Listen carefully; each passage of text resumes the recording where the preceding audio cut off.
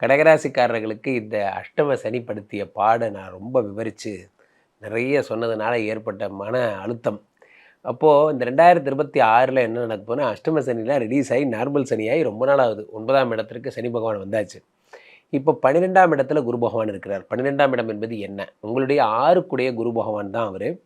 12ல் விபரீத ராஜயோகம் பெறுகிறார். விபரீத ராஜயோகம்னா என்ன அப்படின்னா, உங்களுக்கு வேண்டுகின்ற வசதிகள் எல்லாம் அந்த விபரீத ராஜயோகம் தருகிறது.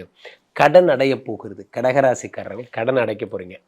இப்போது இதெல்லாம் ஒரு பக்கம். இந்த ஜான்லேருந்து ஜூன் வரைக்கும் நீங்கள் மெல்ல மெல்ல சிறுக சிறுக என்ன சொல்லுவாங்க, சிறு துளி பெரு வெள்ளம்னாங்க. அப்போ கொஞ்சம் கொஞ்சமாக அடைச்சி நீங்கள் உங்கள் கடனை ஃபுல்லாக அடைச்சிருவீங்க. இந்த பக்கம் என்னன்னா, ராசியிலே குரு பகவான், உச்சம் பெற்ற குரு பகவான் ராசியில் உட்காந்துருக்கார்.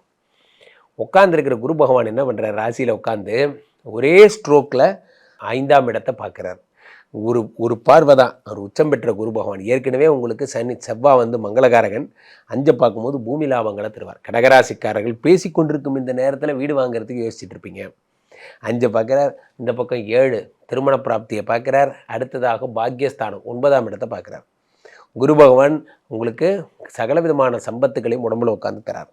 இந்த பக்கம் சனி என்னடானா 9ஆம் இடத்துல உட்காந்து 9லிருந்து 7ஆம் பார்வையாக 3ஐயும் 10ஆம் பார்வையாக 6ஐயும் பார்த்து உங்களை சகல விதமான வியாதி கடன் கஷ்டத்திலிருந்து ரிலீவ் பண்ணுறார். ஆக கடகராசிக்காரர்கள் மாபெரும் சிறப்பை அடையப் போகிறீர்கள் என்பதில் எந்த விதமான மாற்று கருத்தும் இல்லை.